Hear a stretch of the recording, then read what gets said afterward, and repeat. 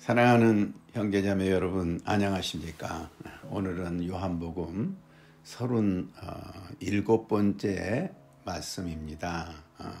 오늘 말씀의 내용은 간음하다 현장에서 잡힌 여인 이야기입니다. 본문은 요한복음 8장 1절에서부터 11절 말씀입니다. 본문의 내용은 이제 옛날 성경 사본에는 없는 것인데 나중에 삽입되었습니다. 그러나 본문의 내용은 모든 사람이 죄인이라는 사실을 너무나 생생하게 가르쳐 준 아주 귀중한 말씀입니다. 서기관과 바리새인들은 아마 밤새워 찾고 찾아 간음한 여인을 현장에서 붙잡은 것 같아요. 그래서 이른 아침 예수님이 성전에서 열심히 가르치고 계시는데 예수님께 그 여자를 끌고 와서 많은 군중 앞에 세웠습니다. 점잖은 분들이 할 일이 없어서 어두운 밤길에 음침한 곳을 샅샅이 수색하여 남녀가 음란한 행위를 한 장면을 찾고자 한 이유가 무엇입니까? 그들은 어떻게든지 예수님을 고발하여 궁지에 몰아넣고자 한 것입니다. 어느 시대나 권력을 가진 자들은 자기들의 반대 세력을 제거하기 위하여 수단 방법을 가리지 않습니다. 그러나 그들의 수고는 오히려 스스로 죄인임을 모든 사람 앞에서 드러내므로써 실패를 하게 됩니다. 먼저 우리는 서기관들과 바리새인들의 질문의 내용이 무엇인가 살펴보고자 합니다.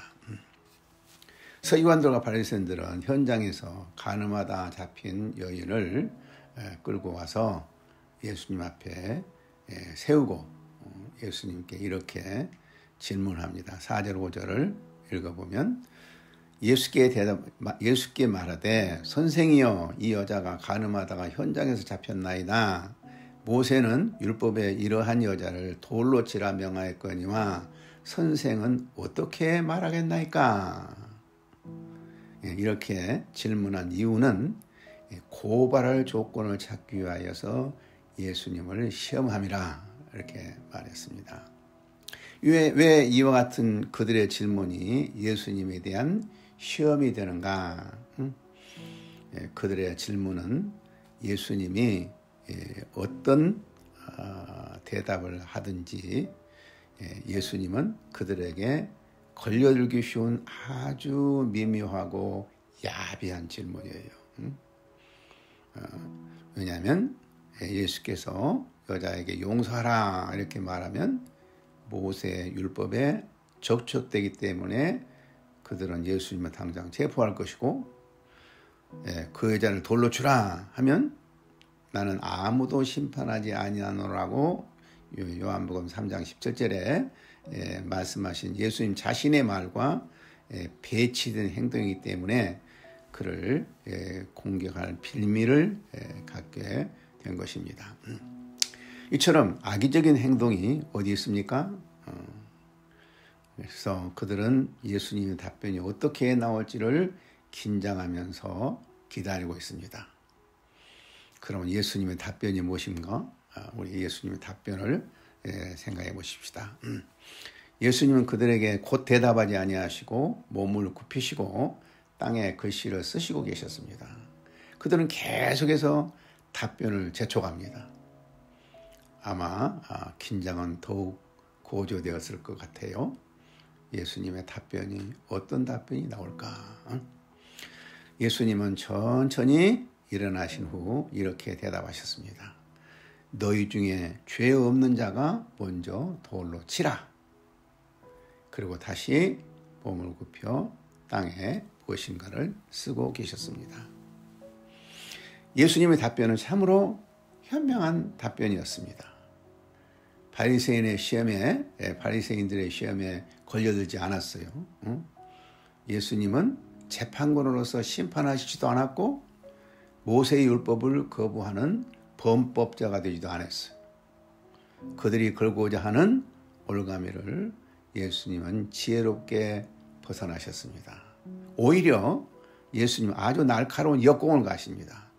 그들이 묻기를 맞이 아니하시는지라 이에 일어나 이르시되 너희 중에 죄 없는 자가 먼저 돌로 치라 하시고, 예수께서는 그들 자신의 율법과 양심을 사용하여 그들 자신이 어떤 존재인가를 생각해 보게 했습니다. 그러자 그들은 스스로 악한 죄인들임을 알고 오히려 예수님 앞에서 혼비백산 도망을 하고 맙니다. 9절 보면 그들이 이 말씀을 듣고 양심의 가책을 느껴 어른으로 시작하여 젊은이까지 하나씩 나가고, 다른 사람의 허물을 찾아 공격하려고 하는 자들은 결국 자기 허물이 크게 드러나 스스로 무너지고 맙니다. 그래서 예수님은 다른 사람의 허물을 찾고자 하기보다 먼저 자기의 허물부터 찾아 그 허물을 버려야 한다고 말씀하셨습니다. 마태복음 7장 4절 5절 보면 보라 내 눈 속에 들보가 있는데 어찌하여 형제에게 말하기를 나로 내 눈 속에 있는 티를 빼게 하라 하겠느냐. 외식하는 자여 먼저 내 눈 속에서 들보를 빼어라. 그 후에야 밝히 보고 형제의 눈 속에서 티를 빼리라.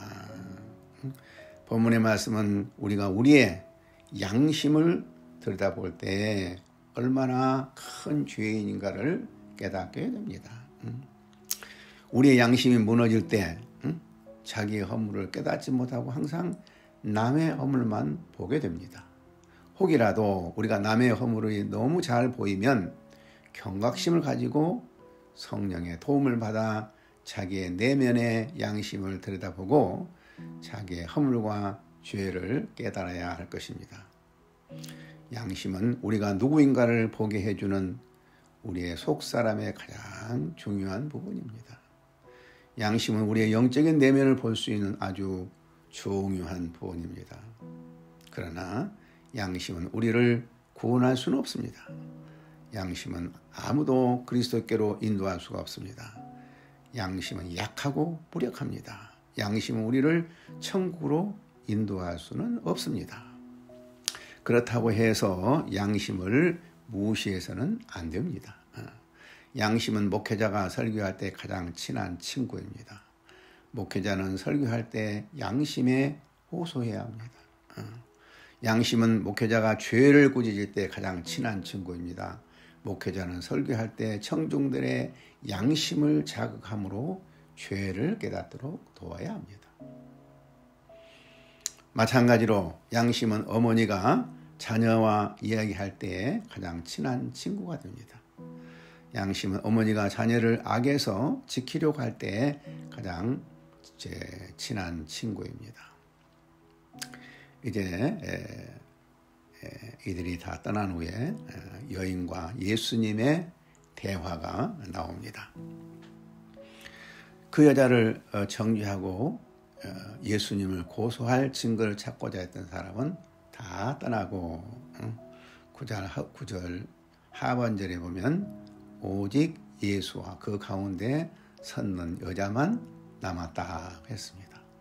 그러자 예수님은 여자에게 묻습니다. 예수께서 일어나사 여자 외에 아무도 없는 것을 보시고 이르시되 여자여 너를 고발하던 그들이 어디 있느냐 너를 정죄한 자가 없느냐? 그러자 여인이 대답합니다. 대답하되 주여 없나이다. 예수께서 여인을 보내시면서 이렇게 말씀하십니다. 예수께서 이르시되 나도 너를 정죄하지 아니하노니 가서 다시는 죄를 범하지 말라 하시니라. 예수님은 그녀에게 집에 가서 회개라 그렇게 말씀하지 않으셨습니다. 예수님은 그녀에게 가장 중요한 일을 알려주셨습니다. 예수님은 그녀에게 그녀의 삶의 방식을 바꾸어야 한다고 말씀하십니다. 예수님은 그녀에게 죄의 습관을 끊어야 한다고 말씀하십니다.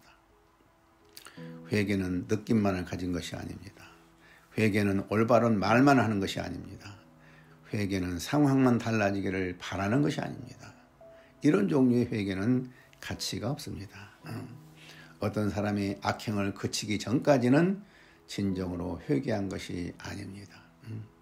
어떤 사람이 죄의 성과를 끊기 전까지는 진정으로 회개하지 않는 것입니다. 우리 자신이 죄에서 돌이켰는지 살펴봅시다. 우리 자신이 죄의 습관을 깨뜨렸는지 살펴봅시다.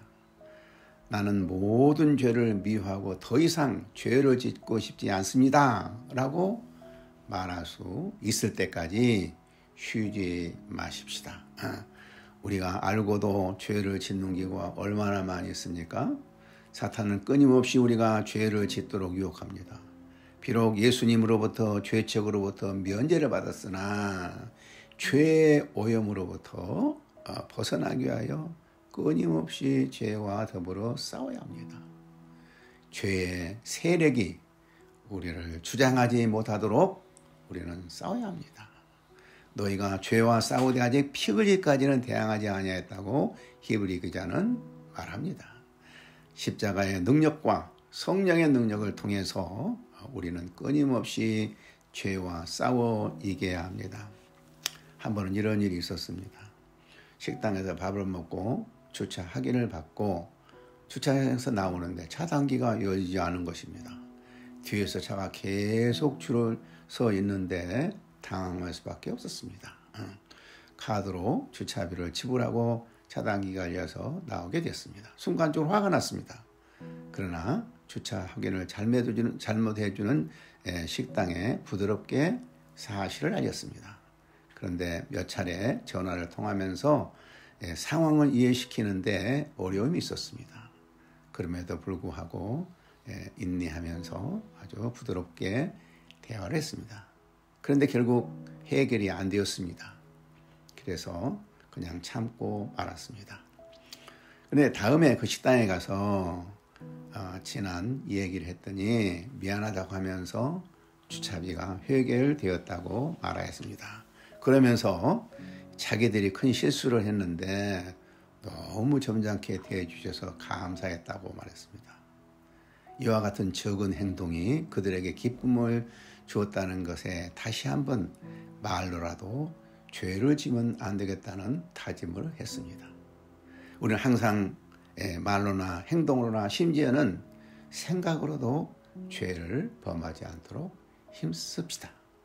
혹 죄를 범했다면 반드시 회개함으로 사죄의 은혜를 받아야 할 것입니다.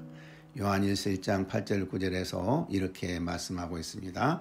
만일 우리가 죄가 없다고 말하면 스스로 속이고 또 진리가 우리 속에 있지 아니할 것이요. 만일 우리가 우리 죄를 자백하면 그는 미쁘시고 의로우사 우리 죄를 사하시며 우리를 모든 불의에서 깨끗하게 하실 것이요. 이 말씀을 늘 묵상하시기를 바랍니다. 감사합니다.